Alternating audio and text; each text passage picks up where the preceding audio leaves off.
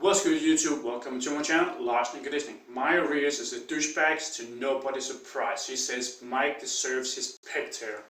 To start off, Mario Rios is correct. He actually did warn the Trent twins about their chances of injury, but that has more than likely nothing to do with their lifting gear and everything to do with their training use and their general anabolic use. Lifting gear by itself does not increase your chance of injury. If that was the case, then we would see a lot more strength athletes in the natural division actually getting injured. And we don't see that. One of the reasons why the Trent twins got injured is because of the gear and the constant maxing out. If you max out all the time, something is gonna give sooner or later. No way around. This is especially true with people who are taking steroids. This is why that if you look on a lot of pro bodybuilders, what they tend to do is they tend to be in the higher rep ranges because your joints and tendons will not take much as a beating and your chances of getting an injury is much smaller, versus doing ultra heavy loads, your chance of injury is a bit higher, especially when you're taking gear. So this is the big reason why the bodybuilders train in this fashion rather than training like a powerlifter would do. And even the people who train like a powerlifter, they're not going to be maxing out all the damn time. And this is also a big difference. The Trent twins max it out all the freaking time. Every time they set a foot into the gym, they max out. A powerlifter or a strongman, we don't max out every time we set foot in the gym.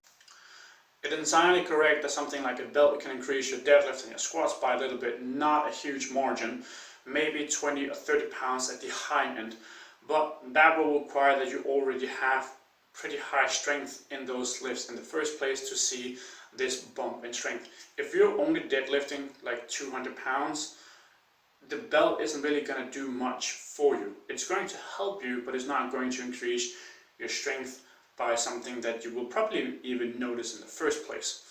So it is wrong to say that lifting equipment will increase your risk of injury. It just won't.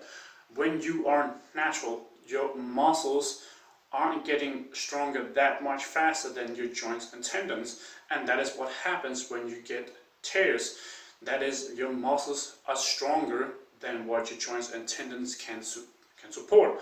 And this is why also maxing out all the time is not a good idea, because you put more stress on your joints and tendons, which increases your chance of injury. This is why strongmen and powerlifters and strength athletes as a whole don't constantly train with 1 reps or heavy singles and doubles all the damn time, because it increases the chance of injury. If all you're doing is super heavy singles and doubles, your chance of injury will go drastically up. It has nothing to do with the lifting equipment. It has everything to do with gear and a person who is training. The Trent twins is a perfect example of this. They are known for maxing out all the damn time, just like Mario Rios used to do. And eventually, at some point, if you max out often enough, even when you're young like the Trent twins, something's gonna snap. You cannot prevent it if you day after day after day go in maxing out all that often.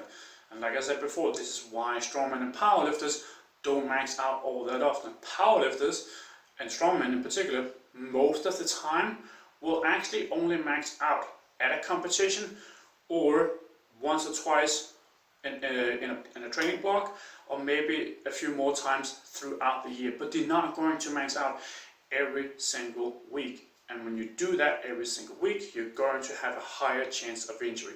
Thank you for watching. Lars and Conditioning, signing out.